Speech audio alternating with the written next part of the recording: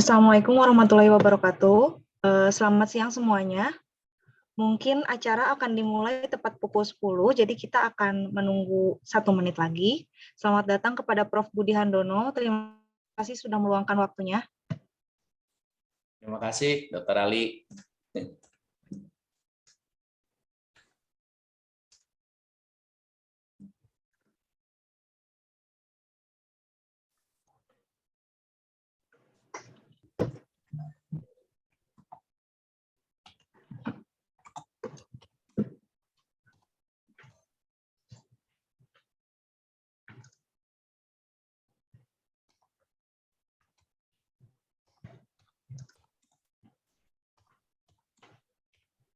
Baik. Assalamualaikum warahmatullahi wabarakatuh. Selamat pagi, selamat pagi semuanya. Selamat pagi dan selamat datang kepada Profesor Dr. Budi Handono, SPOG, selaku narasumber, dan selamat datang kepada seluruh peserta seminar pakar 29 November 2021. Nama saya Naila, dan hari ini saya bersama rekan saya Dr. Ali Diana akan menjadi moderator di acara seminar pakar daring FK Unpad. Puji dan syukur marilah kita panjatkan kehadirat Tuhan Yang Maha Esa, karena hanya dengan karunia-Nya lah kita bisa berkumpul lagi di seminar pakar kedua hari ini dengan tema How to Overcome Anemia in Pregnancy Indonesian Population. Pada 1 jam 40 menit ke depan, kita akan bersama-sama mendengarkan paparan dari Prof. Budi yang tentunya masih sangat erat dengan blok respirasi yang tengah teman-teman mahasiswa semua tempuh. Seperti biasa pada seminar pakar kali ini, Prof. Budi akan menyampaikan paparan materi selama sekitar mungkin 1 jam ke depan, dan dilanjutkan dengan sesi tanya jawab pada 40 menit berikutnya. Dan pada sesi tanya jawab nanti, Dr. Ali akan memandu teman-teman semua, jadi teman-teman bisa menyampaikan pertanyaannya baik secara langsung maupun lewat kolom chat. Sebelum memulai seminar, saya akan menyampaikan riwayat singkat dari narasumber kita, Profesor Dr. Budi Handono, SPOG, konsultan fetal maternal, Magister Hukum Kesehatan. Saya minta maaf apabila ada salah penyebutan. Prof. Budi menyelesaikan pendidikan dokter dan spesialisnya di FK Unpad pada 1990, dilanjutkan dengan spesialis obstetri dan ginekologi dari FK Unpad pada 1997, kemudian konsultan fetal maternal dari FK Unpad pada 2003, kemudian program doktor dari FK Unpad pada 2008 dan dilanjutkan dengan Magister Hukum Kesehatan dari Unika pada 2010. Selain praktik, beliau juga merupakan staf pengajar di FK Unpad Prodi Obstetri dan Ginekologi sebagai dokter pendidik klinis. Untuk mempersingkat waktu, saya rasa langsung saja akan saya berikan kesempatan kepada Prof. Budi untuk menyampaikan materinya. Kepada yang terhormat Prof. Budi, waktu dan tempat saya persilahkan. Terima kasih, Dr. Naila. Saya langsung aja share screen. Saya pakai bahasa Indonesia ya.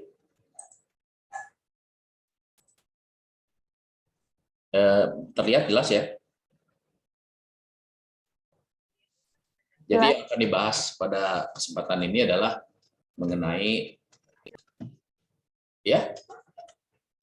anemia dalam kehamilan pada populasi penduduk Indonesia.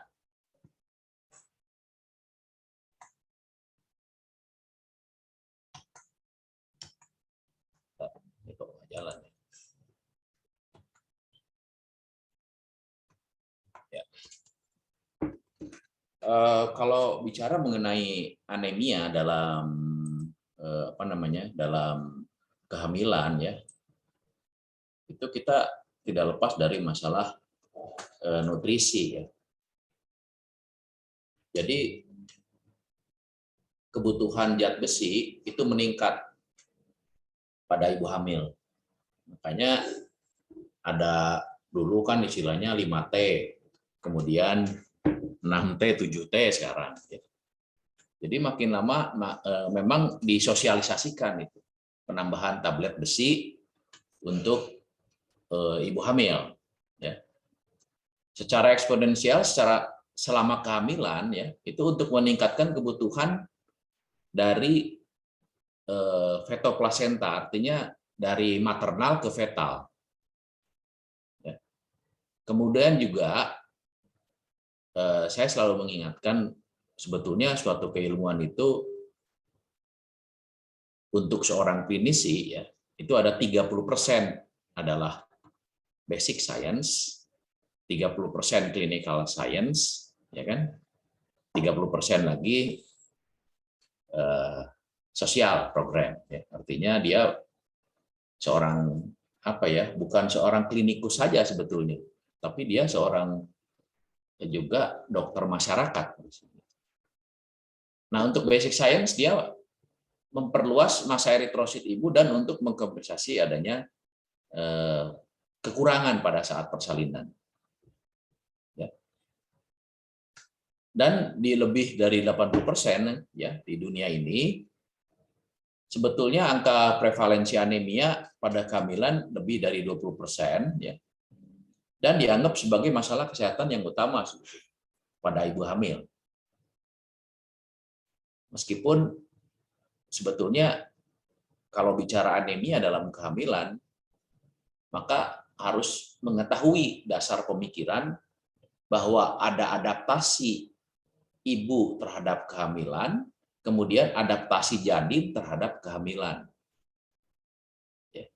Jadi antara ibu dan janin itu masing-masing beradaptasi.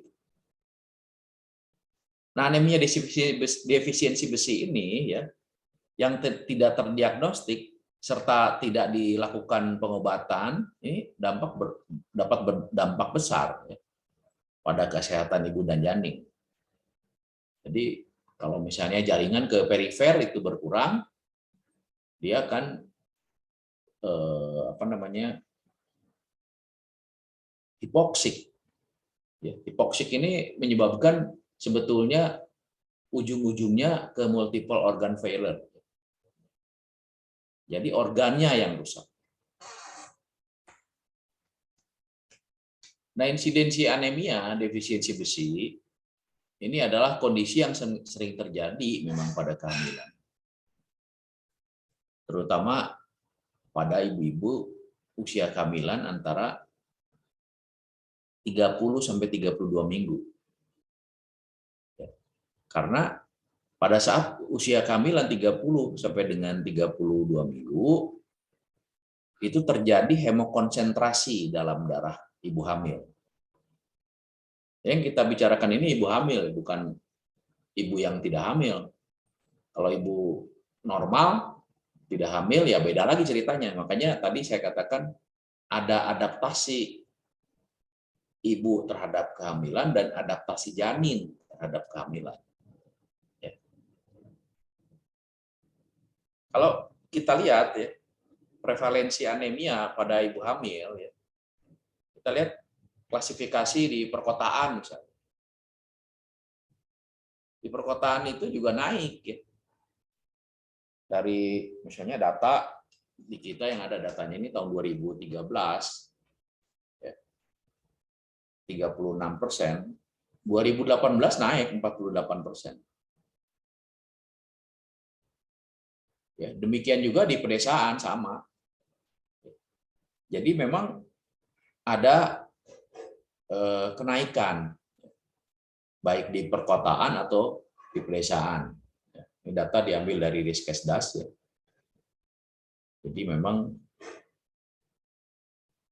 dulu pengambilan 3 tahun sekali, sekarang 5 tahun sekali. Ya. Jadi angka kejadian anemia dalam kehamilan ini memang cukup tinggi sebetulnya ya. Kalau misalnya dikatakan aja terjadi kenaikan misalnya 7,37, 48, 11% gitu ya. 11% itu udah lumayan tinggi.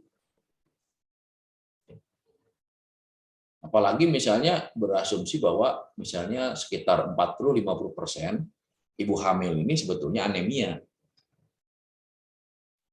Ya, itu harus berpikir bahwa kalau terjadi anemia, otomatis kan kayak seperti jantung juga bekerjanya lebih berat ya. Karena untuk mensuplai darah ke perifer, ya, maksudnya aliran darah yang mengandung oksigen ke perifer, itu untuk memerlukan transportasinya kan lebih berat kerjanya jantung. Jadi artinya pompa jantungnya meningkat, flow heart rate-nya juga meningkat. Kalau kerja jantung terus meningkat, itu kan nantinya menjadi lelah jantungnya. Atau dalam istilah kedokteran dikatakan dia menjadi dekompensatio cordis karena kelelahan jantungnya. Nah, ini proporsi anemia ibu hamil 2018 menurut usia, ya, menurut usia. Coba lihat menurut usia. 15 sampai 24 tahun itu paling banyak terjadi anemia. 84% kurang lebih terjadi anemia pada ibu hamil. Kemudian usia 25 sampai 34 tahun juga tinggi ya, sekitar 30%. 35-44 tahun sama, 40%, 30%. Ya. Tapi kalau di luar negeri kan hamil juga udah ada usia yang 45 tahun. Ya, memang sedikit populasinya, tapi kalau di kita ya jarang ya. Karena reproduksi itu wanita usia reproduksi di kita itu rata-rata sampai 44 tahun. Ya. Tapi kalau di luar negeri dia makin mulai meningkat usia kehamilannya.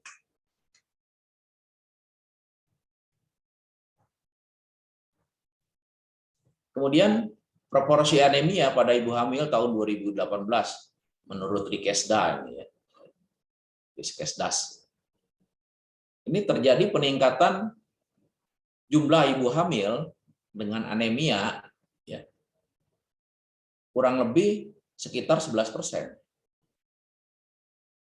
Maksudnya ini dari jumlah populasi ibu hamil.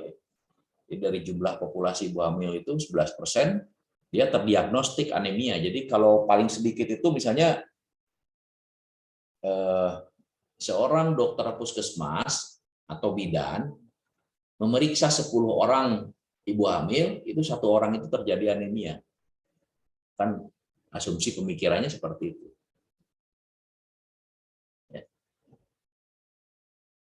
Ya, dalam tanda kutip artinya kalaulah ada yang melahirkan 10 orang itu normal, 1 orang bermasalah. Kenapa sih masalah anemia ini jadi masalah sorotan utama? Karena penyebab dari kematian ibu, ya, kematian ibu di Indonesia itu ada 3. 1 itu perdarahan. Nah, perdarahan ini berhubungan dengan anemia ya. 2 itu keracunan kehamilan. Ya. 3 infeksi. Jadi kalau bicara kematian ibu pada kehamilan, itu 3 hal itu yang harus diperhatikan. Dan rata-rata penyebabnya 3 hal tersebut.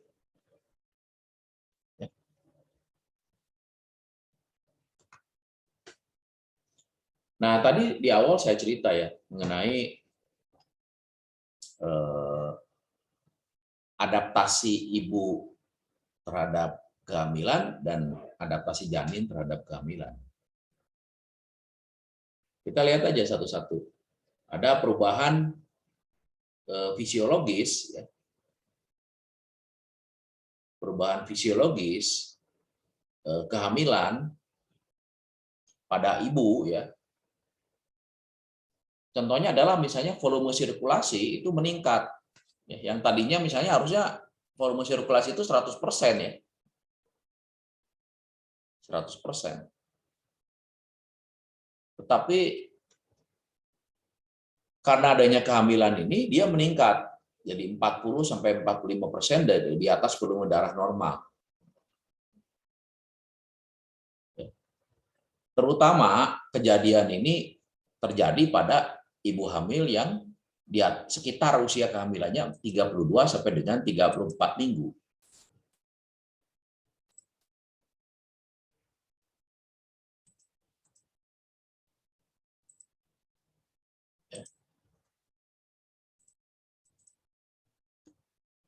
Kenapa dia meningkat?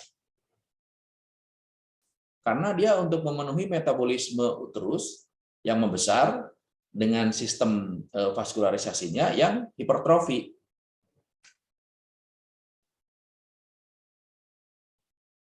Ya. Jadi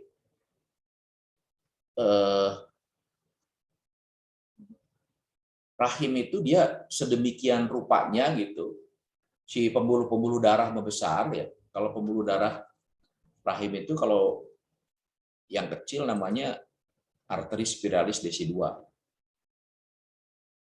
Tapi kalau yang besar ya udah mulai besar, nanti dia itu cabang yang terkecil. Cabang yang paling besar itu namanya arteri arcuata, arteri radialis, baru arteri uterina, baru arteri hipogastrika, baru aorta abdominalis. Kalian itu harus hafal ya, anatomi itu harus hafal banget itu. Saya aja sampai sekarang hafal anatomi. Ini berapa orang pesertanya ini ya, peserta simposium sekar ini? Dokter Ali berapa ini pesertanya? 246, Prof. Oh, 246. Iya, Oh, Prof. mana ini 246 ada yang ingat nggak anatomi apalah gitu ya. Anatomi apa gitu. Ada yang ingat nggak? 200 dari 246 ini gitu. Saya sampai sekarang juga masih hafal kalau anatomi. Dulu karena praktek kan. Anatomi uterus. Wah. Itu kalau orang hamil anemia, aliran darahnya nggak lancar. Aorta abdominalis bercabang menjadi arteri hipogastrika menjadi arteri arcuata, arteri radialis, arteri spiralis desi 2, itu yang terkecil sampai ke janin. Ya. Arteri hipogastrika bercabang 2, arteri uterina cabang yang ascenden sama yang descenden beranastomosis dengan arteri vaginalis yang superior, yang cabang ascenden dia bersatu lagi dengan arteri tuba dan arteri ovarika, dia beranastomosis dengan arteri renalis kiri dan kanan. Nah, hafal kan? Karena memang harus dihafal mati anatomi. Gimana menjadi seorang dokter kalau anatominya nggak tahu, gitu. Oke, kita kembali lagi ya. Apa sih gunanya cabang-cabang arteri itu? Ya dia untuk menyediakan nutrisi dan elemen untuk pertumbuhan janin dan plasenta. Melalui apa? Melalui tadi arteri radialis, arteri arcuata, arteri uterina. Dia melalui situ. Karena kalau tersumbat salah satu, dia terjadi kolateral. Tapi tidak akan mampu juga untuk memenuhi kebutuhan janin, itu tidak mampu. Makanya fisiologis kehamilan itu berbeda dengan orang biasa. Nah, kemudian si ibu hamil itu juga harus mempunyai cadangan. Pada saat terjadinya proses perdarahan, pada saat persalinan, itu harus punya cadangan. Tapi ada sistem sendiri dia mempunyai cadangan di dalam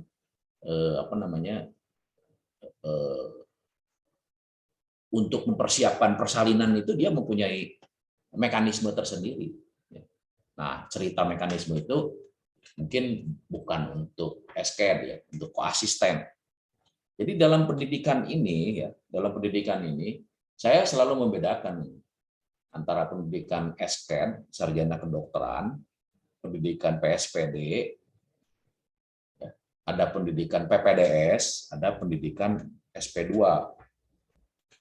Jadi berbeda.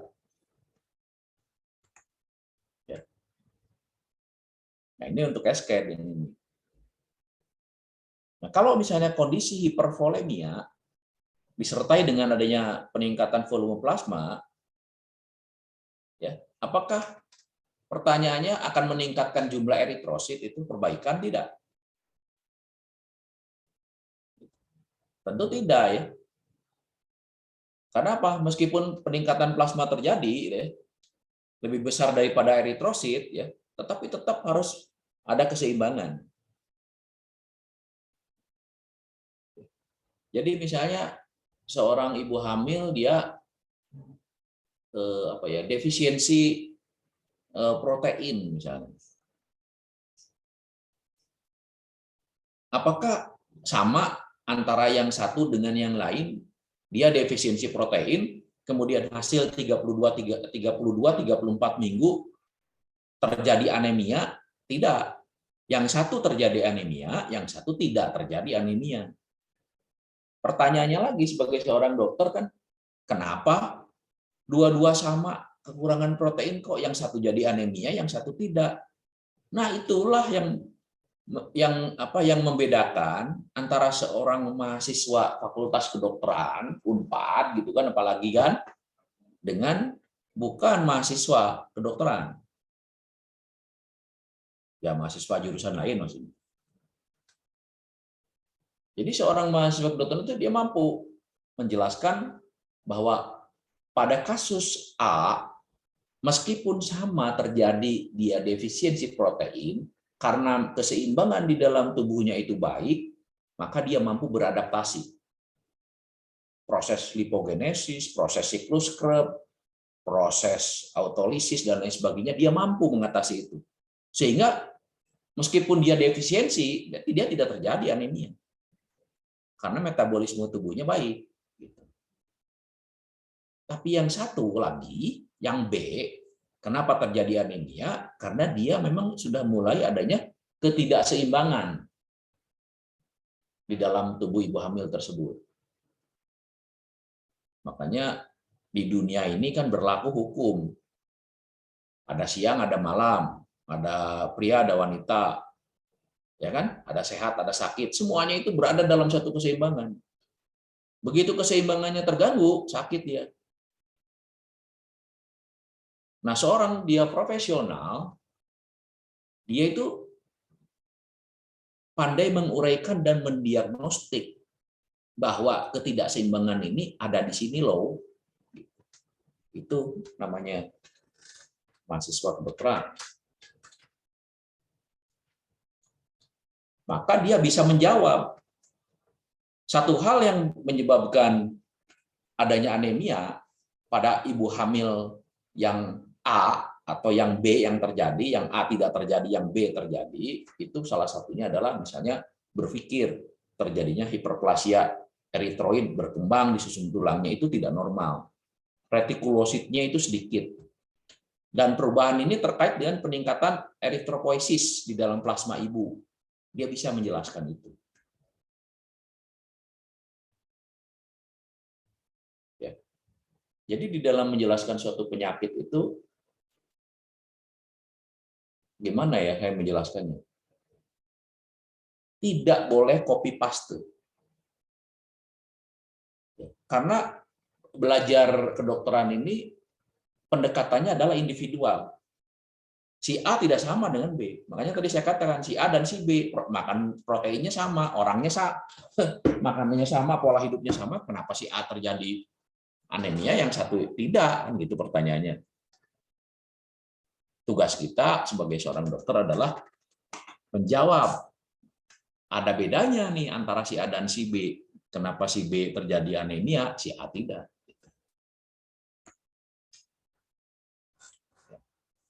Pada si B ini peningkatan jumlah plasma terjadi. Kalau tekanan intraosmotik meningkat, ya, ini tekanan intraosmotik meningkat. Terjadi dia penurunan hemokonsentrasi hemoglobin. Ya. Hematokrit menurun, viskositas darah ibu menurun, pasti terjadi injury. Bagaimana proses terjadinya injury? Yaitu di kapiler. Di terjadinya vasospasmus di pembuluh-pembuluh darah. Maka kalau terjadi demikian, kadar konsentrasi hemoglobin pada kehamilan, ya, yang aterm itu di bawah dia, low 12,5, atau kadar hemoglobinnya di bawah 11, itu dikatakan abnormal.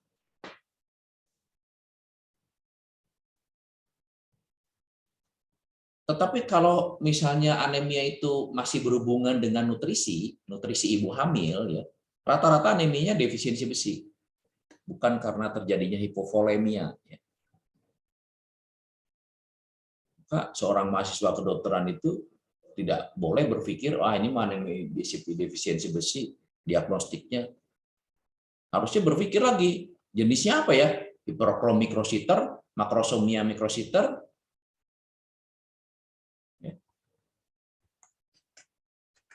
Nah, kalau misalnya diagnostik ke arah nutrisi, ini ibu hamil di Indonesia ini kekurangan zat besi. Ya. Kalau kekurangan zat besi, maka dia pada saat terjadinya persalinan tidak ada persiapan. Ya. Sehingga terjadilah tadi kematian ibu penyebabnya 3, 1 perdarahan, 2 infeksi, 3 keracunan kehamilan. Salah satu penyebabnya adalah kalau misalnya ibu hamil anemia, dia beresiko terjadinya komplikasi. Komplikasi apa? Ya komplikasinya ya bisa jantung, ginjal, dan lain sebagainya. Tiba-tiba aja laboratoriumnya jelek. Ya. Nah, kemudian kebutuhan zat besi itu secara fisiologis pada ibu hamil dengan berat badan 55 kg itu sekitar 1000 sampai 1200 mg. Untuk apa? 350 untuk pertumbuhan janin dan plasenta. 500 mg untuk ekspansi massa sel darah merah, 250 mg untuk persalinan. Tetapi tidak mutlak demikian. Pada kenyataannya di lapangan, ya, tergantung berapa faktor resiko yang kemungkinan akan dihadapi oleh ibu.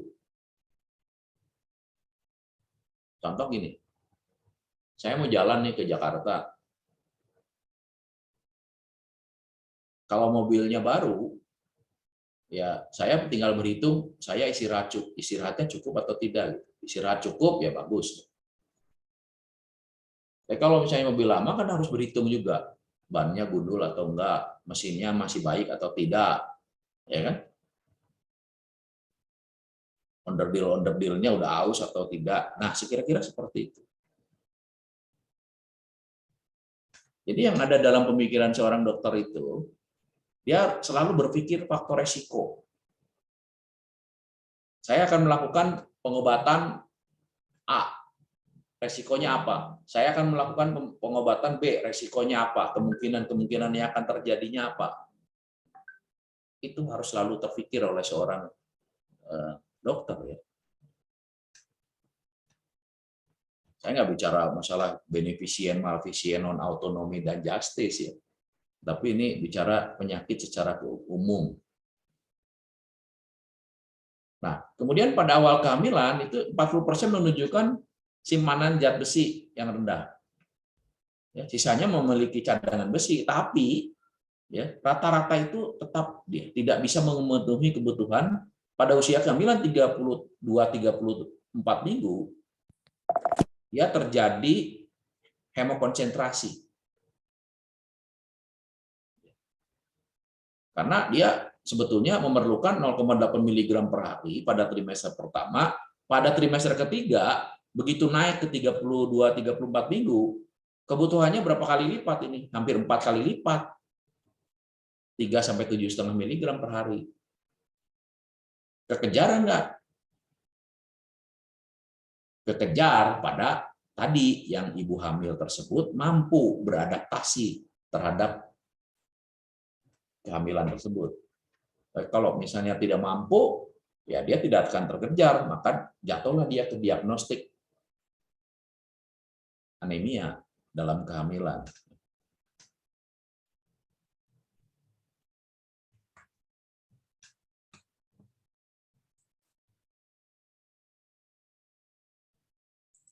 Sebagian besar zat besi ini digunakan selama paruh waktu kedua kehamilan. Jadi pada trimester kedua itu udah habis dia. Pengumpulan pada trimester pertama. Karena kebutuhan zat besi itu meningkat terus. Kemudian pada sebagian besar ibu hamil, kebutuhan zat besi ini dapat terpenuhi pada asupan sehari-hari. Tetapi kalau kita lihat hitung misalnya trimester pertama ke trimester ketiga, dia membutuhkan kenaikan 4 kali lipat gitu. Maka daripada defisiensi, maka kita berikan tablet tambah darah. Daripada apa lagi? Daripada kalau tidak terpenuhi, maka akan terjadi peningkatan volume eritrosit yang tidak optimal. Konsentrasinya dia akan menurun, HB-nya menurun, hematokrit menurun, anemia dia. Nah, sudah anemia apa? Komplikasi. Kan tugasnya seorang dokter itu mencegah terjadinya komplikasi.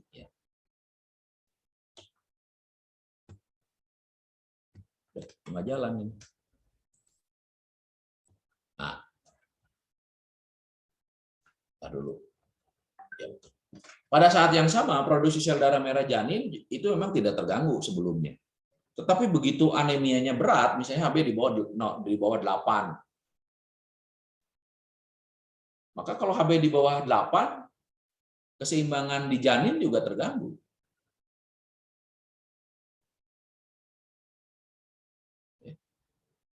Apa yang terjadi? Yang terjadi adalah, ingat selalu bahwa apabila terjadi damage ya, itu semua sel itu akan berkompensasi. Demikian juga janin. Janin kalau misalnya terjadi defisiensi, anemia, aliran darah yang berkurang, dia akan berkompensasi. Apa kompensasinya? Kompensasinya adalah dia akan bernafas lebih cepat. Takikardi. Itu adalah respon kompensasi terhadap kondisi yang ada.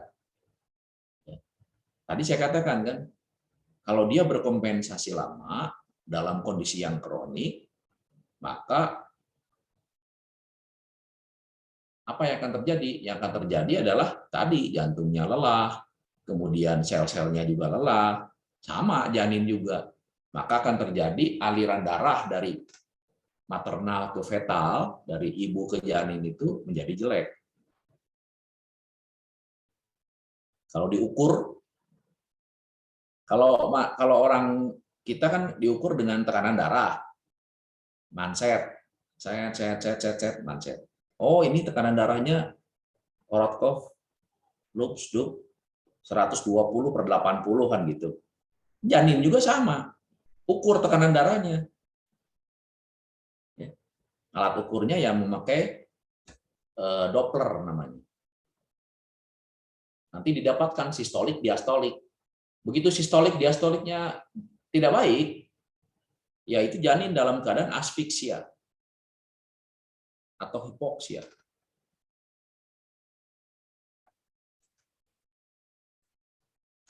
Kemudian definisi anemia dalam kehamilan itu apa? Menurut CDC, itu nilai HB atau hematokrit yang kurang dari 1/5 persentil distribusi HB atau hematokrit dalam populasi rujukan sehat berdasarkan usia kehamilan. Ingat itu. Jadi kalau misalnya usia kehamilan trimester pertama, trimester kedua, karena dia janin dan ibu itu kan adaptif ya. Kan makanya ada adaptasi ibu terhadap kehamilan, adaptasi janin terhadap kehamilan, jadi dia berubah dan setiap saat itu berubah.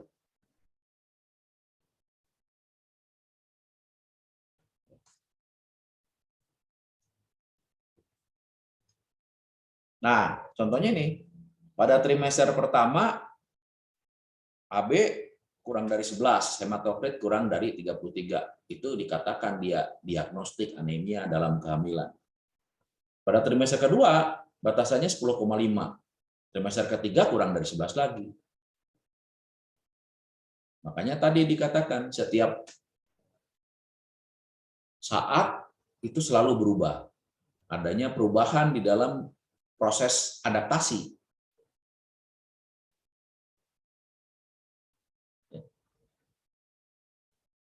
Ini loh bedanya ibu hamil dan tidak ibu hamil. Kalau ibu tidak hamil ya konstan dia. KB kurang dari 11 ya anemia udah. Tapi pada ibu hamil dia karena mengalami adaptasi ya jadi ya Diagnostiknya berbeda setiap saat. Apa faktor resikonya sekarang? Tadi kan saya udah bilang, kalau suatu terjadi kesalahan, maka harus menggunakan adanya pendekatan faktor resiko. Faktor-faktor resiko ini ya tentu suatu hal yang memang harus dihindari ya.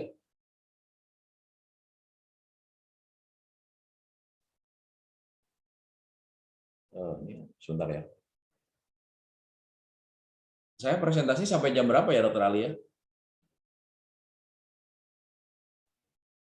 Sampai jam 11, Prof. Tapi waktunya sampai jam 11.40, jadi mangga, Prof. Oh, sampai jam 11.40 itu maksudnya setelah presentasi, diskusi gitu kan ya? Disesuaikan. Diskusi ya? Iya, Prof. Ya, betul. Sampai 11.40, presentasi dan diskusi. Ya. Saya santai aja ya. Kalian kalau kuliah saya sambil minum kopi itu boleh, silakan. Biasanya seperti itu, silakan. Jadi kita harus berpikir faktor resiko. Seorang dokter itu dia harus bagaimana dia melangkah, dia harus berpikir. Kalau saya lakukan A, maka akan terjadi B. Kalau saya lakukan B, maka akan terjadi C. Itu selalu berpikir seperti itu.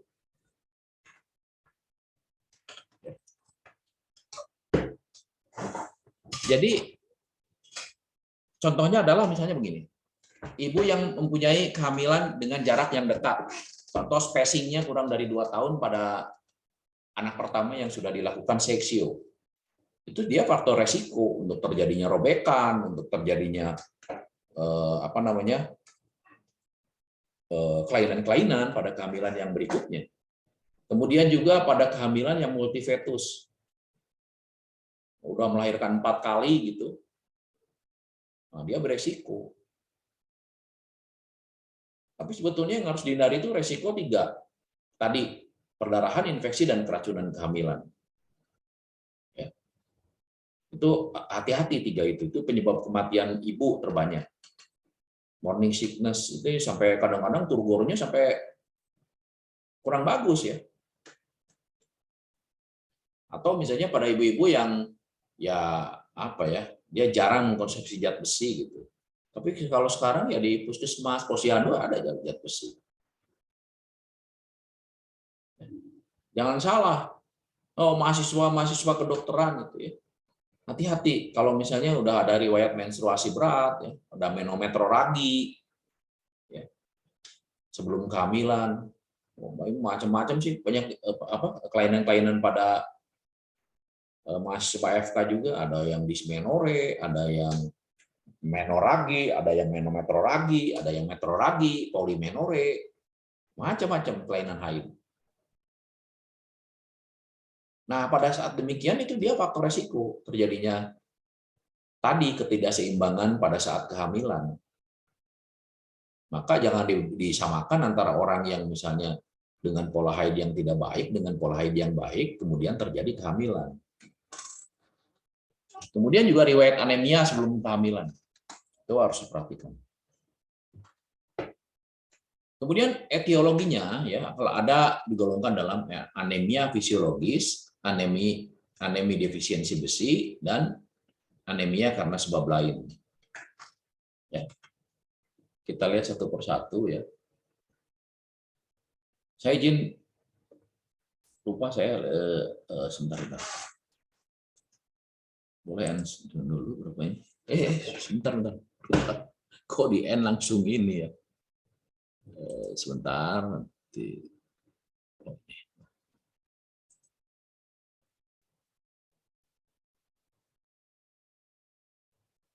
Oke.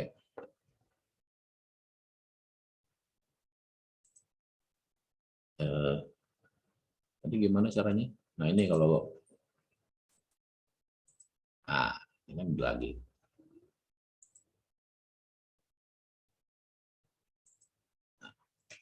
Jadi etiologinya anemia fisiologis, anemia defisiensi besi, dan anemia oleh karena sebab lain.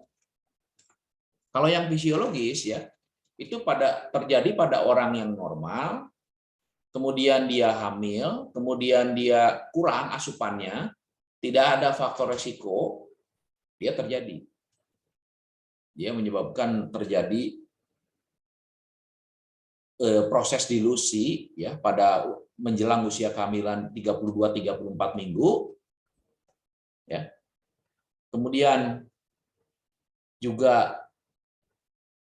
ibunya masih bisa beradaptasi terhadap adanya kekurangan zat besi tersebut sehingga dia terjadinya hanya anemia yang dalam tanda kutip ringan.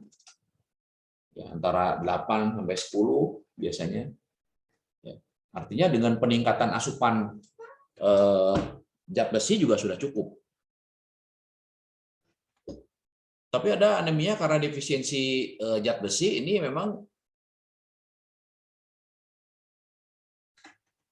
penyebabnya itu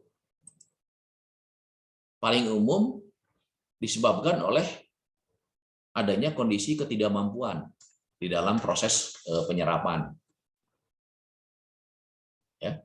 Dan umumnya ini sangat terjadi pada wanita-wanita usia reproduksi. Harusnya tidak ya, harusnya di luar negeri itu. Pada ibu-ibu yang misalnya usianya di atas 45 tahun, kemudian dia hamil, ya dia sudah ada suatu ketidakstabilan di dalam metabolisme, maka akan terjadi anemia. Tapi di Indonesia ini seringkali terjadi pada pasangan yang usia subur, ya, usia reproduktif. Nah, faktor yang berkontribusi terhadap terjadinya defisiensi besi bisa kurangnya asupan makanan atau adanya kehilangan darah dari kehamilan, ya, atau tadi saya katakan dari dia semenjak mahasiswa adanya suatu kelainan pola menstruasi, ya, sehingga menyebabkan memang defisiensi yang kronis gitu. Atau kebutuhan zat besi meningkat secara dramatis selama kehamilan karena volume darah ibu yang meningkat. Misalnya ada kelainan di dalam body mass index. Sekarang hati-hati ya, morbid obese. Itu dia hamilan dengan berat badan ibu lebih dari 100 kg atau body mass index di atas 40. Hati-hati. Penata laksananya berbeda. Biasanya kita kelola antara dokter kebidanan dengan penyakit dalam. Kenapa bermasalah? Karena metabolismenya berbeda itu. Ya, apalagi misalnya diperlukan suatu tindakan pada saat persalinan, itu kadang-kadang jantungnya dia muncul, ada bigemini, ada trigemini, ya. Hati-hati. Ini contoh-contoh, misalnya apa sih kejadiannya kalau misalnya terjadi anemia? Bisa prematur, bisa pertumbuhan janin terhambat, malnutrisi, ya. Bisa terjadi juga kehilangan darah pada saat persalinan, bisa juga terjadi perdarahan postpartum atau bahkan menjadi perdarahan postpartum lambat, ya.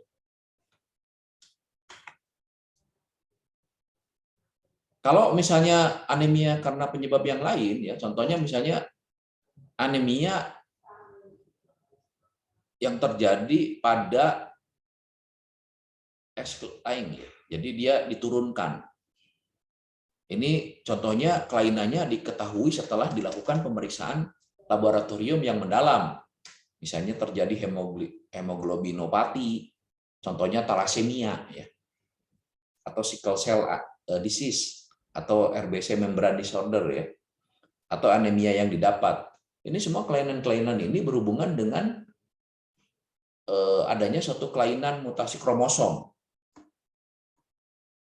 Ya, itu karena penyebab yang lain. Tetapi ini biasanya diagnostiknya dengan pemeriksaan laboratorium, minimal dengan hapus darah tepil. Kelihatan misalnya ada sel-sel shift to the left, shift to the right, ya. Harus hati-hati memang pemeriksaan anemia ini. Kemudian ada anemia yang didapat, diantaranya misalnya disebabkan oleh defisiensi asam folat, jelas ya, pada ibu yang normal, kemudian memang pola makannya itu tidak mengandung zat besi, tidak mengandung folat, tidak mengandung B12, vitamin A, bahkan ada yang ibu-ibu yang mengidap autoimmune disease, SLE contohnya, atau misalnya hipotiroid, untiroid, ya, atau misalnya chronic kidney disease, ya. Ini semuanya menyebabkan kelainan-kelainan. Contoh misalnya defisiensi asam folat. Menyebabkan apa? Kelainan bawaan. Nah. Contohnya apa? Neural tube defect. Itu yang paling sering kali terjadi. Kemudian kesehatan ibu dan anak ini dapat dipengaruhi oleh kondisi anemia selama kehamilan. Jadi selama kehamilan itu identifikasi penting. Kan katanya lebih baik mencegah daripada mengobati. Seperti itu. Makanya memang harus dilakukan preventif, promotif, kuratif. PHOP. Ya. Itu penting sekali. Ya, baik itu misalnya di posyandu, di Polindes, Ponet, kemudian tempat-tempat bersalin, ya. Makanya tadi saya katakan kan tadi basic science, clinical science, dan sosial, ya. Seperti itu. Jadi harusnya 30%, 30%, 30% enggak. Itu kalau seorang dokter itu. Nanti yang 10%-nya pengembangan diri, ya, karena kan seorang dokter tidak harus jadi seorang klinisi juga tidak, kadang-kadang bisa jadi pejabat, jadi direktur dan lain sebagainya. Itu yang 10% pengembangan diri. Nah, kemudian screening berdasarkan AKOG, ya, ini Perhimpunan Ahli Obstetri dan Ginekolog. Ini screening ini harus dilakukan pada semua ibu hamil. Ya, tapi sekarang itu di Polindes, di posyandu, Ponet itu dilakukan. Kemudian harus dilakukan pemeriksaan hitung darah yang lengkap. Ya. Kemudian juga harus diulang pemeriksaan tersebut pada usia kehamilan 24 sampai dengan 28 minggu. Kalau saya selalu menyarankan juga hati-hati dengan penyakit yang lain. Periksa kadar gula darah, ya, diabetes. Itu seringkali juga menyebabkan kelainan pada janin. Ya. Bisa terjadi, paling banyak itu terjadinya cacat bawaan, ya, atau misalnya makrosomia, bayinya besar dia, lebih dari 4 kg. Atau misalnya terjadi IUFD.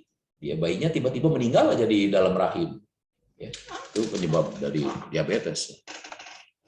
Jadi pemeriksaan laboratorium itu penting. Ya. Pemeriksaan laboratorium itu menunjang diagnostik. Ya. Dari mulai hemoglobin, hitung sel darah, kadar ferritin, hapus darah tepi, itu penting. Nah, parameter-parameter yang lain memang biasanya dilakukan juga, tetapi parameter yang lain yang dilakukan itu kita selalu melihat ke beneficient, malficient, non-autonomy, dan justice. Jadi pemeriksaan yang paling semurah mungkin untuk ibu hamil, ya, dan seefektif mungkin. Ya, jadi kita perlu menyeimbangkan suatu pemeriksaan itu berdasarkan sensitivitas dan spesifisitas. Ya. Contoh misalnya pemeriksaan kehamilan, sensitif, laboratorium lah. Tapi dia tidak spesifik. Spesifisitas tinggi, ultrasonografi. Tapi dia tidak sensitif. Mana ke arah beneficient, malficient, ya ultrasonografi, lebih murah. Karena pemeriksaan laboratorium itu mahal.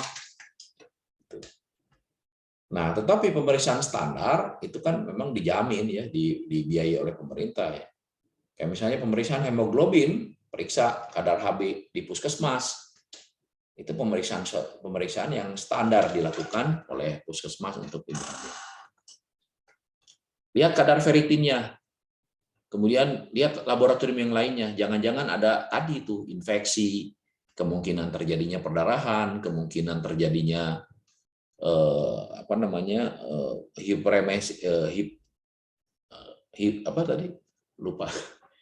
hipertensi dalam kehamilan, ya. Keracunan kehamilan itu hipertensi dalam kehamilan, bukan keracunan racun. Saya lupa tadi ngasih tahu. Keracunan kehamilan itu di dalam istilah kehamilan itu hipertensi dalam kehamilan, ya. istilahnya keracunan kehamilan.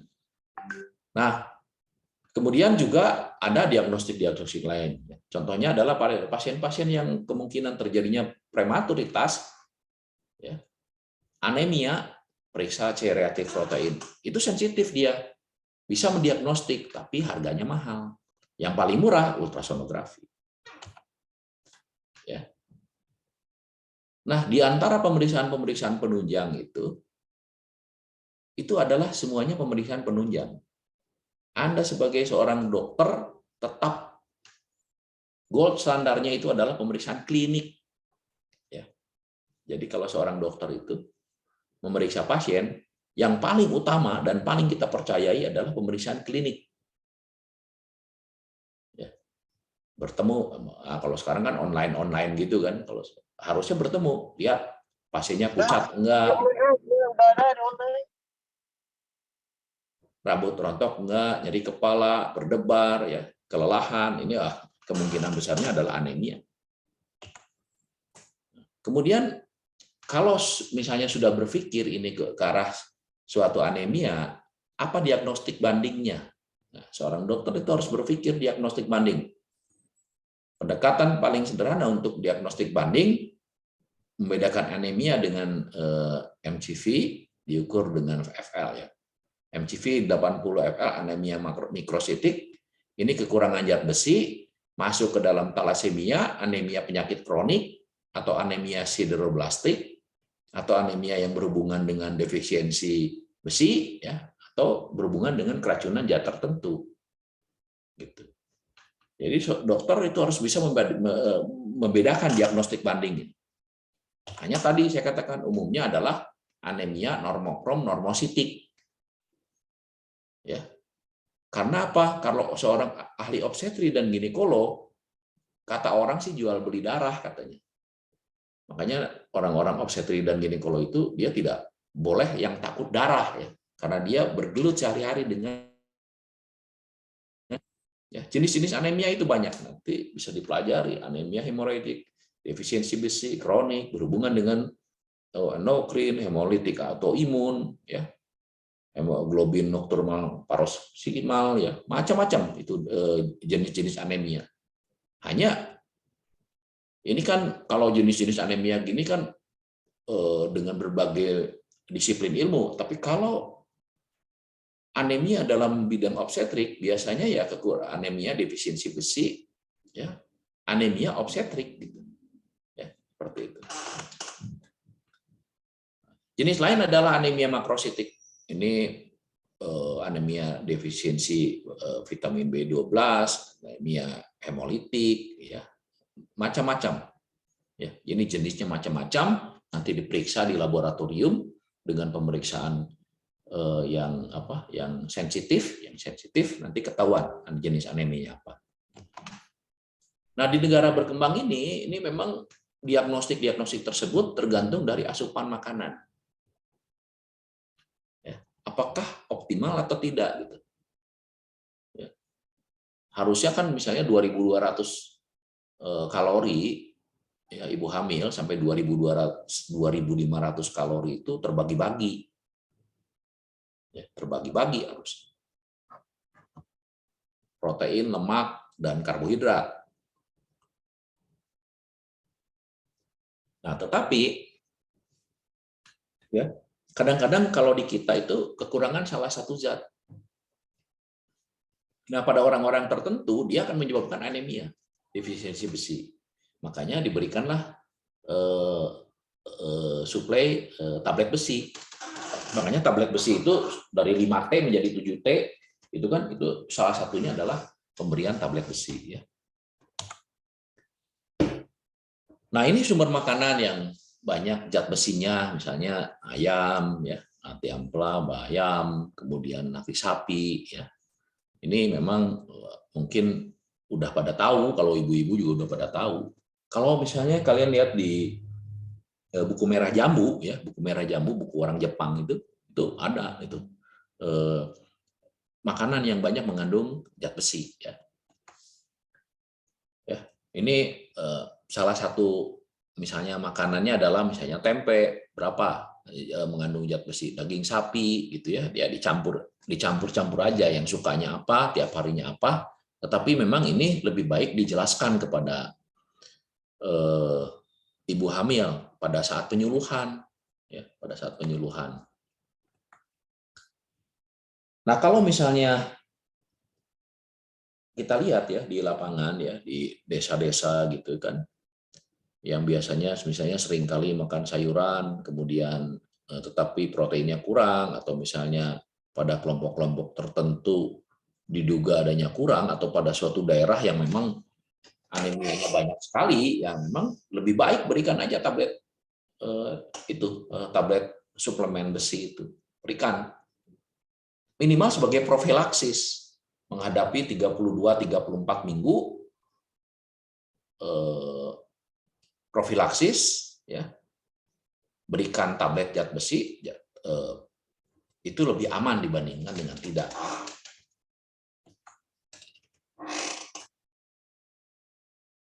Kalau kita lihat ya, proporsi remaja putri dan ibu hamil yang mendapatkan tablet tambah darah 2018, ya, ibu hamil yang mendapat tablet tambah darah, ya, itu 73% lah ya, mengkonsumsi tablet tambah darah, ya, itu jauh lebih baik dibandingkan dengan yang tidak diberikan. Ini berdasarkan Kemenkes ya. Pada dibandingkan antara remaja putri yang mendapat tablet tambah darah dengan yang tidak, yang kejadian anemianya ya, itu lebih banyak yang tidak mendapatkan tablet tambah darah. Nah, kalau misalnya sudah terdiagnostik anemia, apa pilihan pengobatan? Itu tergantung dari penyebab dari derajatnya penyakit. Kapan mulainya terapi? Begitu diagnostik terapi, trimester pertama misalnya, diagnostik HB, taruhlah 9 gitu ya, langsung terapi. Berikan tablet tambah darah, periksa lebih sering gitu. Nah, tapi kalau misalnya udah HB-nya di bawah 8, nah itu kan kriterianya udah berat. Mau tidak mau dirawat lah. Kenapa harus dirawat? Karena untuk mengurangi faktor-faktor resiko dan mengetahui etiologinya apa. Kan seorang dokter dia harus tahu etiopatogenesis. Jadi faktor penyebabnya apa, kemudian mekanisme yang terjadi apa, dan kemungkinannya apa. Ya. Sehingga tata laksananya benar. Nah, rute pemberian zat besi ini bisa per oral atau parenteral. Ya. Tapi masalahnya kalau ada pemberian zat besi pada kasus-kasus anemia berat, cuman obat-obat yang tersedia ya harganya mahal. Makanya lebih baik udah aja lah, berikan aja suplemen zat besi. Baik itu di posyandu, di puskesmas ya. Berikan. Ya. Karena kalau yang suntik itu di samping harganya juga lumayan mahal dan tidak nyaman buat ibunya gitu.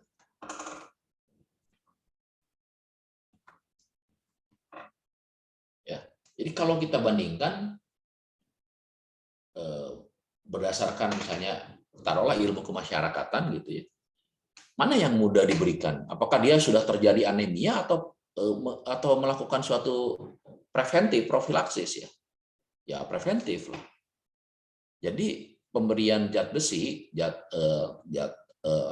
tambah darah tablet besi itu jauh lebih mudah dibandingkan dengan ketahuan sudah terjadi anemia, kemudian kita lakukan pemberian IV anemia. Gitu. Ya memang meningkatnya cepat sih dengan pemberian obat-obatan yang khusus itu, tetapi masalahnya mahal, kemudian ibunya dirawat, tidak ekonomis dia.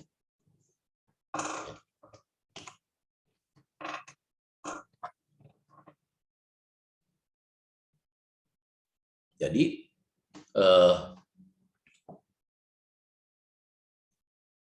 diusahakan adalah pemberian oral zat besi itu adalah lini pertama yang direkomendasikan pada kasus-kasus yang anemia ringan.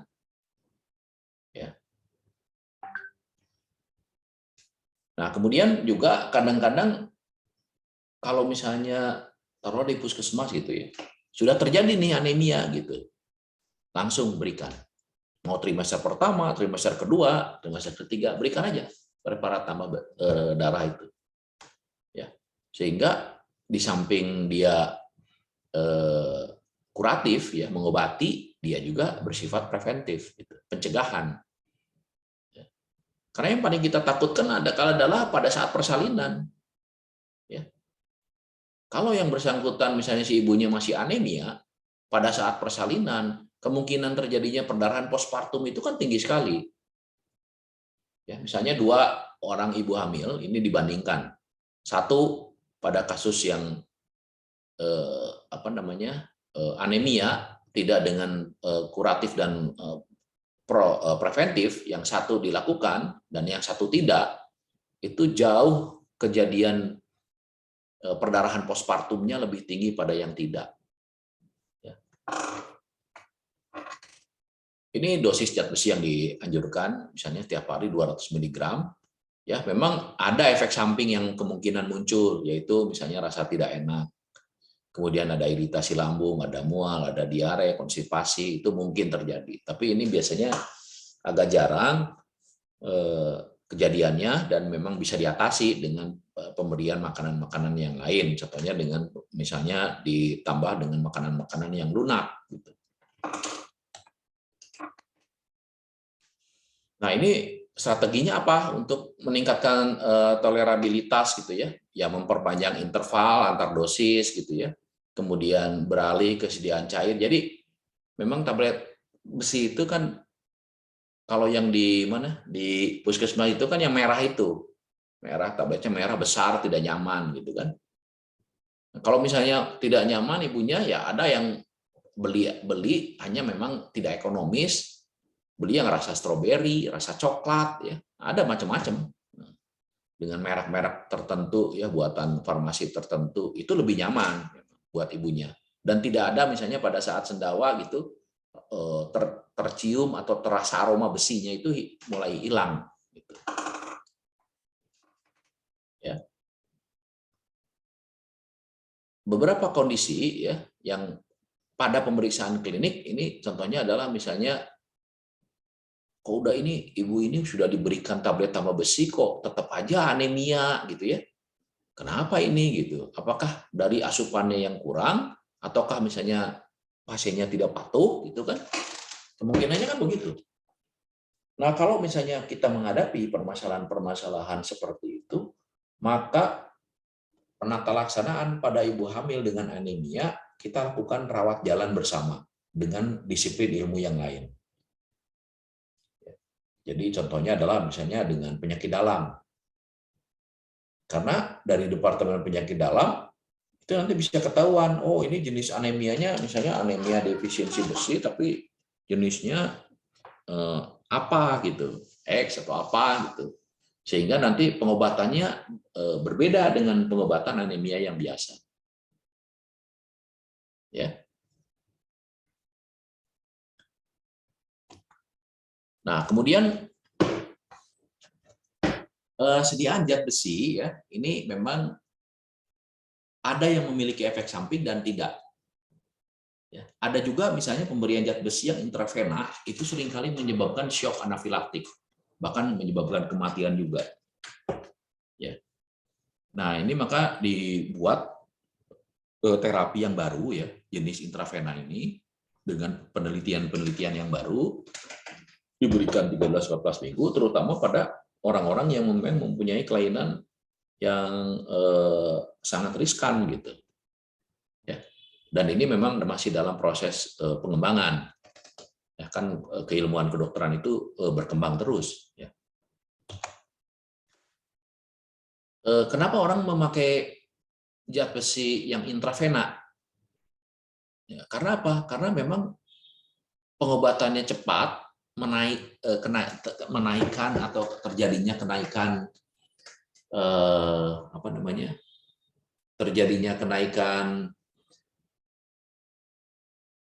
kadar HB-nya juga signifikan ya. Kan kalau misalnya dengan transfusi misalnya ya, itu sekitar 0,3 sekian lah, hampir 0,4 kenaikannya setiap 1 labu. Dan itu pun kalau benar diberikannya. Tapi dengan pengobatan yang intravena ini, satu vial misalnya bisa menaikkan 0,5 gitu. Jadi cepat sekali memang perbaikannya. Ya, tapi ini memang masih dikembangkan terus gitu pengobatan intravena ini. Ya.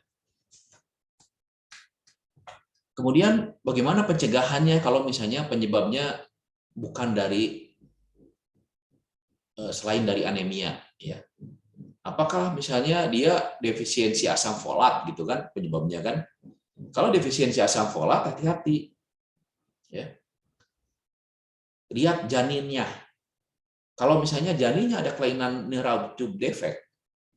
Neural tube defect itu artinya si kepalanya itu tidak menutup, ada cacat bawaan ya. Ya artinya harus dipikirkan hal-hal yang lain. Berarti memang benar-benar kondisi metabolisme si ibu ini tidak benar. Jadi bukan masalah anemia, jadi masalahnya adalah berlapis masalahnya. Ya. Tetapi kalau misalnya diketahui sedini mungkin, ya diketahui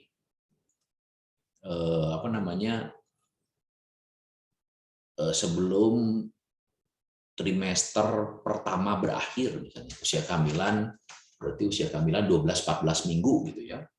Itu masih bisa kita obati, berikan asam folat. Ya. Berikan asam folat sehingga nanti terjadi penyambungan defisiensi di di tengkorak janinnya itu lebih cepat terjadi. Anemianya juga kalaupun misalnya terjadi anemia berat itu lebih mudah teratasi. Kemudian juga jangan lupa kalau misalnya memberikan misalnya anemia pada trimester pertama, kedua gitu ya. Ya berikan juga dong antioksidan, berikan juga dong vitamin-vitamin yang lain. Karena biasanya tidak tunggal. Ya. Kalau kelainan itu biasanya tidak tunggal. Contoh adalah misalnya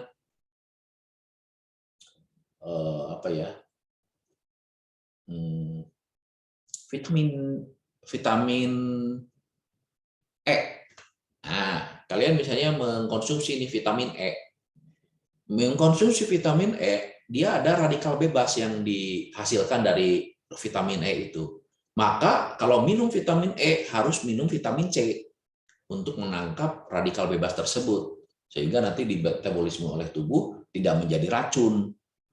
Nah, makanya kalau misalnya kalau obat-obat sekarang itu kan yang bagus-bagus itu yang formulanya baik-baik itu, tapi kan harganya lumayan mahal gitu, lebih mahal. Ya. Nah, tetapi kalau misalnya pada ibu-ibu yang memang mengharapkan beneficien yang baik gitu ya, makanannya aja harus baik, kemudian berikan tablet suplemen Fe gitu. Ya. Nah, sekarang yang sering kali terjadi apa? Kalau terjadi anemia selama antenatal, maka akan terjadi suatu perdarahan kemungkinan pada saat persalinan.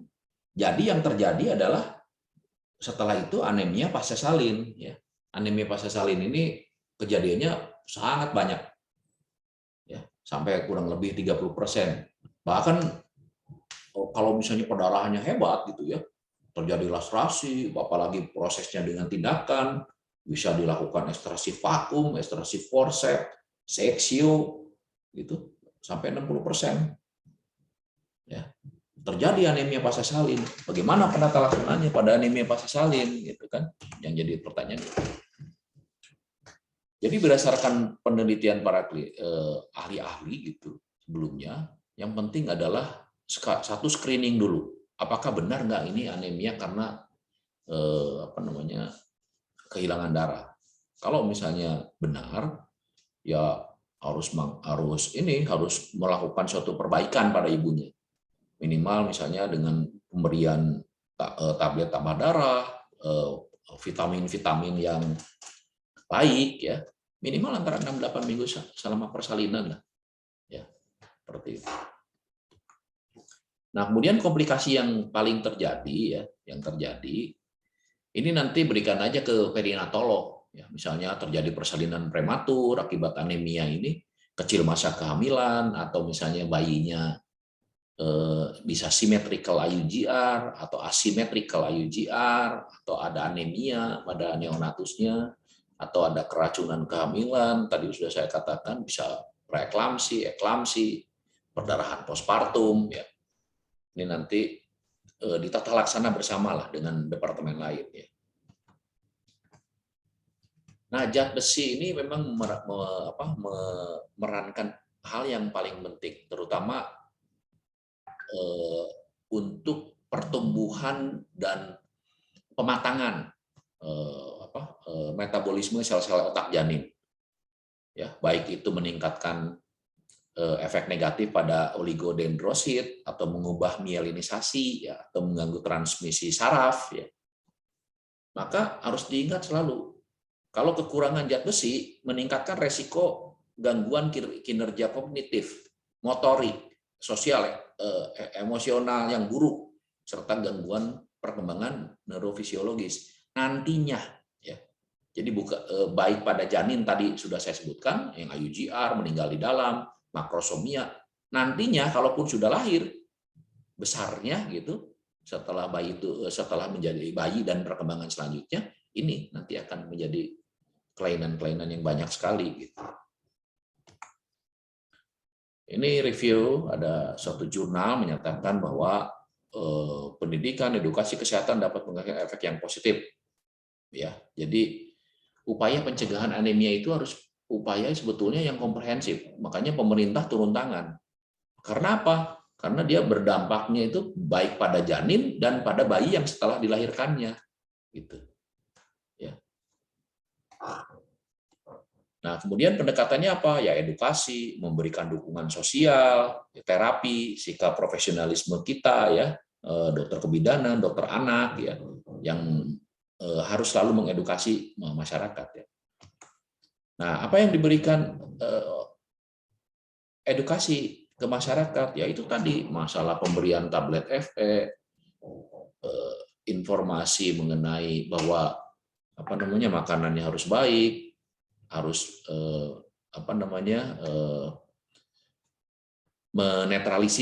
menetralisir antara pendapat-pendapat yang benar secara kedokteran dan mitos, ya. Nah, di negara-negara berkembang ini gizi juga penting, ya, pengetahuan mengenai gizi. Ada dokter ahli gizi klinik, itu juga membantu kita untuk memberikan edukasi pada ibu, ya. Kadang-kadang di TV juga ada tuh mitos atau fakta, misalnya air kelapa bagi ibu hamil, mitos atau fakta, misalnya strie diobati dengan coconut oil, ya. Nah, itu banyak di TV-TV ada itu, ada mitos atau fakta gitu kan.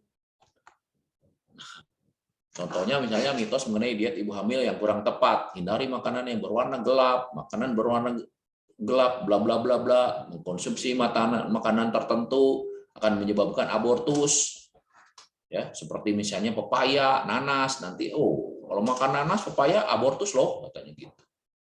Ya, minum air kelapa hijau membuat air ketuban atau janinnya bersih, ya. Itu contoh-contohnya seperti ini, ya. Di masyarakat kita itu sangat percaya sekali, ya. Contoh yang lain adalah misalnya mengkonsumsi air dingin loh, yang dari kulkas nanti menyebabkan bayi besar, katanya gitu, ya. Nah, itu mitos. Kemudian paparan yang terus-menerus mengenai gaya hidup sehat, pencegahan anemia, perubahan perilaku, ini juga akan mempengaruhi kesehatan janin dan ibu. Saya rasa itu yang dapat saya sampaikan pada kuliah saya hari ini. Saya izin 1 menit mau ke toilet dulu, ya. Baik, Prof. Terima kasih banyak. Silakan. Ya, 1 menit ke toilet. Ya. Break dulu. Teman-teman sekalian, silakan dipersiapkan pertanyaannya. Oke. Coba yang banyak yang raise hand biar kita bisa dapat banyak ilmu.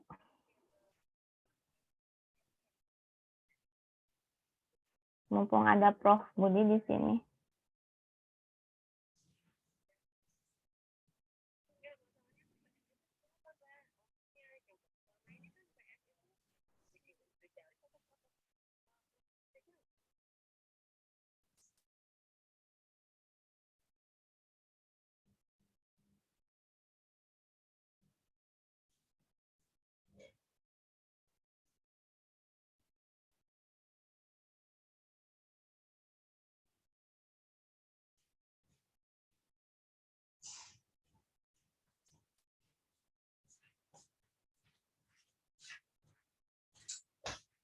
Ya, di mana silakan dipandu sama Dr.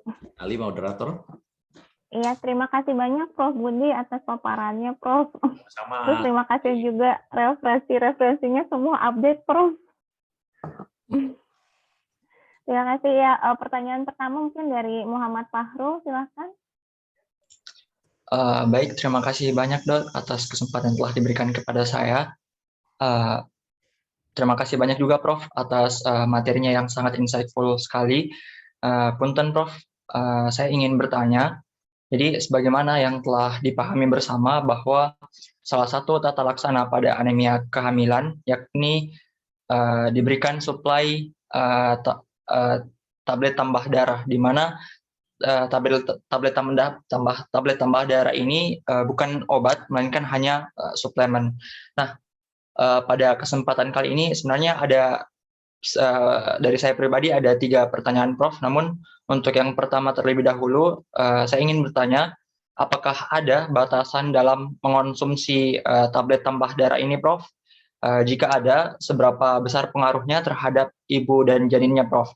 Seperti misalnya jika mengonsumsi tablet tambah darah melebihi dari dosis yang telah ditetapkan, atau mengonsumsi tablet tambah darah padahal target hemoglobin atau target HB pada ibu hamil itu sudah tercapai. Nah, apakah ada dampaknya pada kondisi ibu hamil dan janinnya Prof? Mungkin untuk pertanyaan pertama itu saja dulu Prof. Ya. Tadi saya katakan kan, pemberian tablet tambah darah berapa gram dosisnya? Ada yang tahu? Berapa?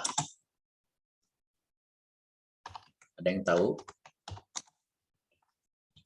Izin menjawab.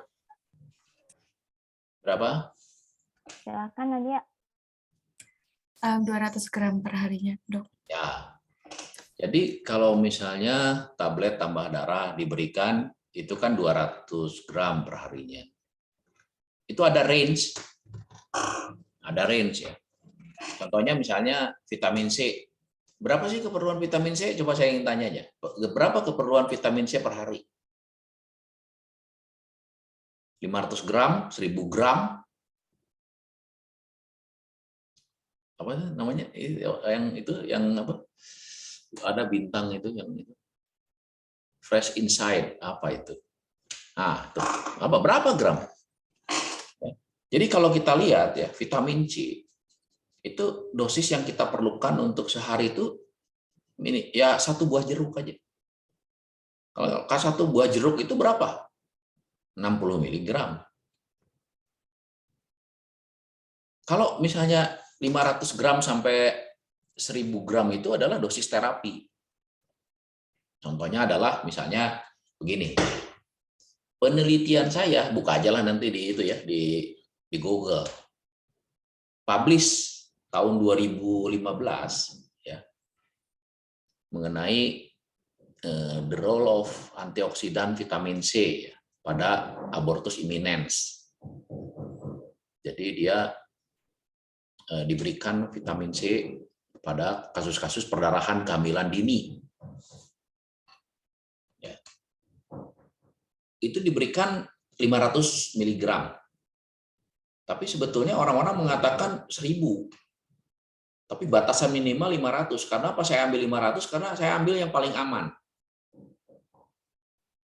Ya. Maksimalnya berapa? Vitamin C. Range-nya itu 2.500 mg. Range-nya 2.500 gram. Ada nggak yang diberi 2.500 mg vitamin C per hari? Ada. Ada yang maksimal 4.000 mg. Apa yang terjadi? Yang terjadi adalah si pasiennya itu, subjeknya itu diare. Diare, kemudian pedih di lambung, gastritis gitu ya. Pedih di lambung, terus kemudian ada yang mual-mual, ya, ada yang muntah. Ya. Itu kalau di atas 2.500 mg. Demikian juga tablet tambah darah besi. Tablet tambah darah misalnya di atas, ada yang ngasih 1.000 nggak? Tadi kan saya katakan ada 1.000, tapi kan tidak efektif. Ya. Bisa mual, bisa tinjanya warnanya hitam, sudah jelas ya gitu kan. mual, konstipasi, kemudian tadi kan ada di kuliah saya juga ada konstipasi, ada mual, ada muntah, ya kan? Nah, seperti itu. Jadi kita sebagai dokter itu, kalaupun misalnya taruhlah nanti Muhammad Fahrul praktek gitu, mengobati pasien nih. Resepnya apa dari saya? Resepnya adalah carilah yang paling aman terhadap pasien. Ya. Cari yang paling aman. Kalau saya melakukan, tadi kan saya sudah jelaskan, kalau saya melakukan A, kemungkinan komplikasi yang terjadi apa? Kalau saya berikan B, komplikasi yang terjadi apa? Kalau gitu saya lebih baik cari aman aja. Kenapa saya belajar hukum? Karena ya saya tertarik dua keilmuan, kedokteran dengan hukum itu sebetulnya nggak bisa lepas ya. Karena apa? Karena setiap kita mengobati pasien, setiap kita menata laksana pasien, itu saya selalu berpikir saya berada di depan hakim. Dan hakim akan bertanya kepada saya, kenapa kamu melakukan itu? Kenapa kamu mengobati itu? Apakah konseling yang kamu berikan itu sudah baik atau tidak? Apakah sudah cukup atau tidak? Pasiennya mengerti atau tidak? Ya. Jadi seperti itu, Muhammad Fahrul ya. Jadi selalu melihat, makanya di dalam ilmu kedokteran, dokter out itu tetap dipegang, kemudian beneficient, malficient, non autonomi dan justice itu dalam ilmu kedokteran itu penting sekali. Ya. Yang kedua apa pertanyaannya? Baik dok, terima kasih banyak atas jawabannya dok. Pertanyaan kedua saya dok, punten Prof, sebagaimana yang sudah Prof jelaskan tadi bahwa anemia pada kehamilan itu ada banyak penyebabnya seperti defisiensi besi, penyakit kronik, megaloblastik, dan lain sebagainya. Nah, pertanyaan saya Prof, apakah semua kasus anemia kehamilan ini diberikan tablet tambah darah sebagai tata laksana awalnya, ataukah diperlukan hapusan darah terlebih dahulu baru kemudian diberikan tablet tambah darah? Dan sebenarnya juga pertanyaan saya ini sudah dijelaskan di slide akhir dok, khususnya terkait dengan anemia pasca persalinan.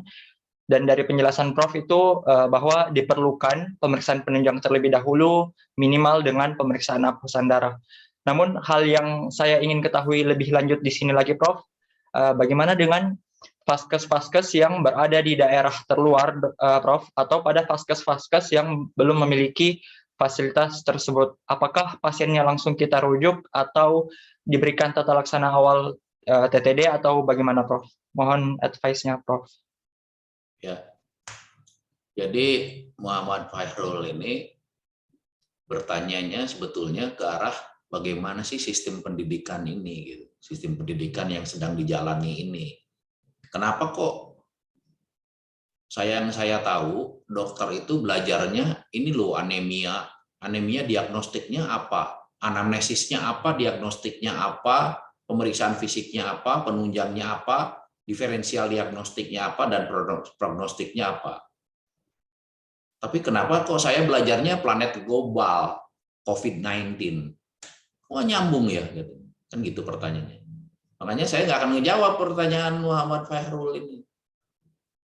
Karena nanti akan terjawab sendiri oleh dirinya sendiri Muhammad Fahrul setelah semester berikutnya baru mengerti, oh ya ini sistem pendidikan memang di Unpad ini seperti ini.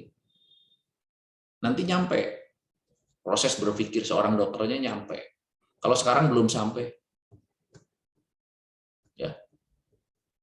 Berbeda dengan misalnya di tempat lain. Di tempat lain itu pertanyaannya adalah sama seperti oke lah, kalau ini anemia, kalau ini Anda belajarnya itu ada keluhan panas badan.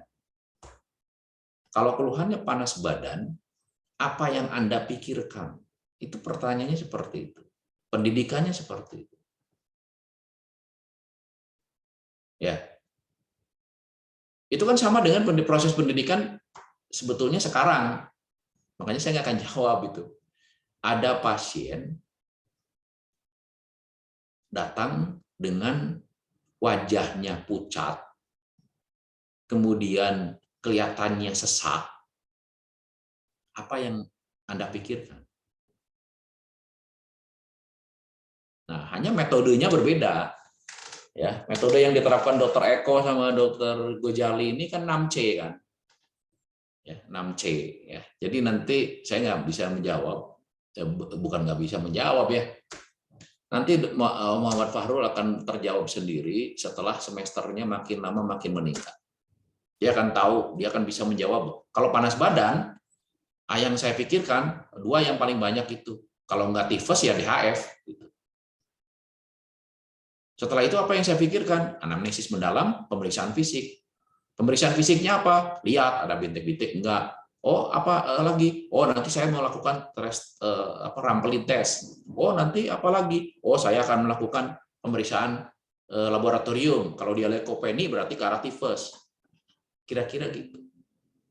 Anemia. Oh iya, nanti saya akan lakukan pemeriksaan hapus darah tepi. Kalau ini saya akan buktikan normokrom, normositer. Yang ini makrosomia, normositer. Yang ini mikrositer. Yang ini apa? Yang ini defisiensi besi. Saya pengobatannya apa? Ini. Gitu. Sabar. Nanti nyampe. Ya. Pertanyaan ketiga, Pak Fahrul. Baik, Prof. Terima kasih banyak atas jawabannya, Prof. Sebenarnya pertanyaan ketiga saya sudah terjawab oleh statement dari Prof juga. Jadi mungkin saya cuma ingin membuat sebuah kesimpulan. Jadi dari pertanyaan saya tadi, saya cuma ingin memastikan, Prof. Jadi apakah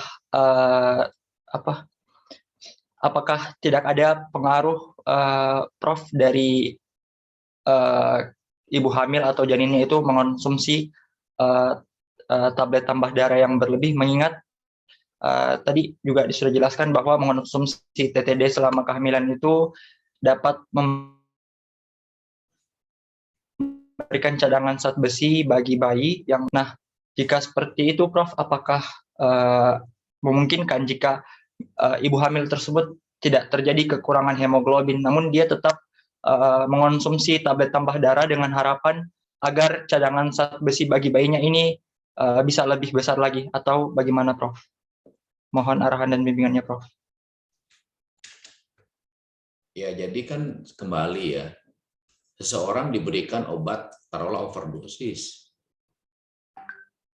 Nah, pemberian obat yang overdosis, tentu kan yang namanya over itu kan tidak baik ya. Tetapi kembali bagaimana tubuh itu mentoleransi terhadap pemberian overdosis itu. Ya. Nah, kalau misalnya dapat dia mentoleransi dengan baik, ya tidak terjadi apa-apa. Tapi kalau dia tidak bisa mentoleransi dengan baik, maka akan terjadi suatu ketidakseimbangan di dalam tubuhnya, sehingga akan menyebabkan kelainan-kelainan yang sifatnya kita tidak diharapkan. Makanya dikatakan bahwa akan terjadi kejadian tidak diharapkan, KTD. Kan seperti itu berpikirnya. Tetapi pada semester ini, semester 1 ini, belum perlu untuk berpikir ke arah bagaimana kalau kelainan ini, bagaimana kalau kelainan itu, bagaimana kalau terjadi ini. Tidak. Hanya sebatas nice to know. Jadi pada semester ini hanya berpikir fisiologisnya apa sih gitu. Yang normal-normalnya itu seperti apa sih gitu. Yang normalnya adaptasi ibu terhadap kehamilan itu bagaimana sih? Adaptasi janin terhadap kehamilan itu bagaimana sih? Tablet tambah besi 400, 200, yang normal itu kan 200, yang normal sekali. Diberikan, apa sih yang akan terjadi farmakokinetik, farmakodinamik kalau kita minum tablet besi? Itu yang kita pelajari sekarang. Jadi belum sampai ke arah bagaimana kalau misalnya kita berikan 1.000 ya, bagaimana kalau kita berikan 2.000 ya, gitu. Tidak sampai ke sana dulu. Yang sekarang kita pelajari adalah kalau normalnya seperti ini, harusnya seperti apa yang terjadi pada tubuh ibu dan janin tersebut. Gitu. Ya, saya rasa itu Dokter Ali silakan kembalikan ke Dokter Ali. Terima kasih banyak, Prof. Mungkin satu pertanyaan lagi, Prof, dari Lana. Aladiana. Lana, silakan. Baik, Assalamualaikum warahmatullahi wabarakatuh. Nama saya Aladiana Lana dari Tutor 6. Sebelumnya terima kasih kepada Prof. Budi yang sudah memberikan materi dan juga Dr. Ali untuk kesempatannya dalam bertanya. Pertanyaan saya, Dok, mengenai anemia saat kehamilan ini, apakah terdapat pengaruh fisik pada janin atau bayinya nanti setelah lahir karena ibunya yang selagi mengandung itu mengalami anemia, gitu, Dok?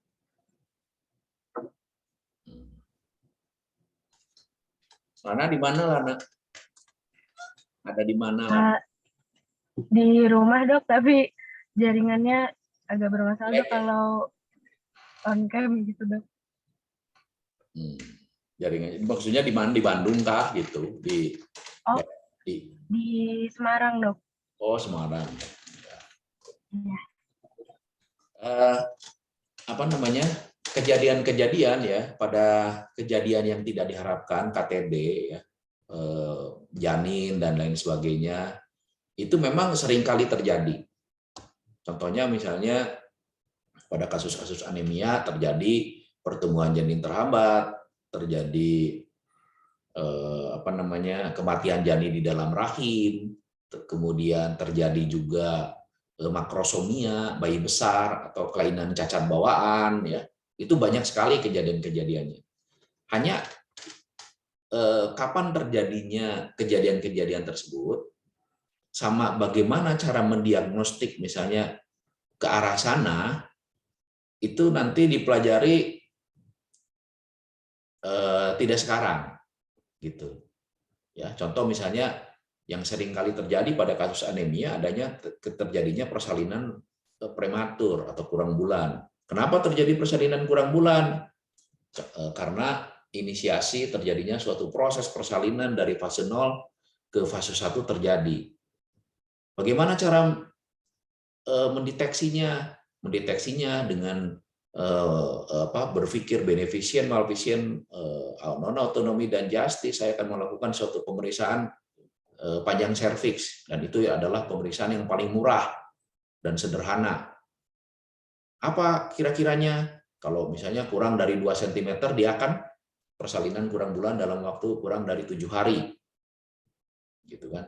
Nah, sebelum berpikir ke arah sana, itu memerlukan suatu proses yang panjang. Sekarang itu yang diperlukan adalah ke arah basic science-nya dulu diperkuat. Jadi belum sampai ke pertanyaan kenapa hal itu terjadi, kenapa hal ini demikian terjadi, kenapa hal itu bisa ya, gitu. Nah itu pertanyaan-pertanyaan itu nanti terjawabnya sesuai dengan sesuai dengan proses berpikir yang 30% basic science, 30% clinical science, 30% social science, dan 10% nanti pengembangan diri. Kalau terlalu banyak ke clinical science, ya, itu nanti rapuh. Tidak ada ininya, tidak ada pijakannya. Dalam ilmu kedokteran itu seperti itu. Nanti takutnya hafal cangkem tapi tidak mengerti dasar. Itu saya selalu mengajarkan kepada anak-anak didik saya, kalau kamu ingin tahu sesuatu, tahu dasarnya dulu. Gitu. Jadi kalau kamu ingin tahu anemia, meskipun saya sebutkan kejadian-kejadian yang kemungkinan terjadi cacat bawaan, IUGR dan lain sebagainya, ya, pada saat ini tidak perlu sampai tahu kenapa terjadi cacat bawaan, kenapa terjadi makrosomia. Pada saat ini yang perlu tahu adalah basic science mengenai anemia. Kenapa anemia itu terjadi, etiopatogenesis anemia artinya, dan basic science. Ya, kenapa sel darah merahnya tidak bisa menangkap oksigen dengan baik dan benar. Ya, jadi ini bisa dijawab setelah basic science-nya diperkuat dulu. Mungkin itu Dr. Ali saran saya ya. Ya, terima kasih banyak Prof. atas paparannya. Saya kembalikan ke Naila. Terima kasih Prof. Sekali lagi. Baik, terima kasih Ali. Terima kasih juga Prof. Budi. Materinya menarik sekali dan saya di telinga saya masih terngiang-ngiang bagaimana basic science itu sangat penting untuk seorang dokter memahami step-step selanjutnya, karena kalau clinical science saja maka akan rapuh ke depannya. Terima kasih Prof. Budi sekali lagi. Terima kasih juga kepada para peserta Sekar hari ini. Wabillahi taufiq wal hidayah. Wassalamualaikum warahmatullahi wabarakatuh.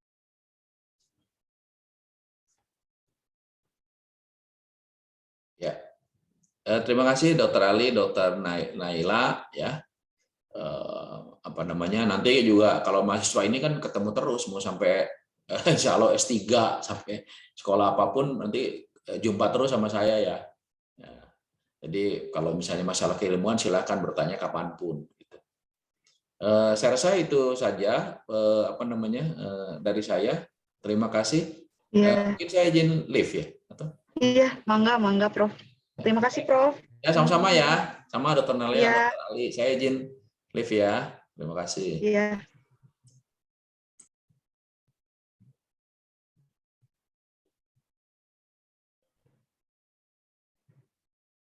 Teman-teman semua yang masih ada di sini, mau nitip aja, kalau misalnya acaranya mulai jam 9, tolong mulai gabung jam 9 kurang 5 lah setidaknya ya. Jadi, tolong kabarin juga teman-teman, kalian seangkatan ada berapa orang?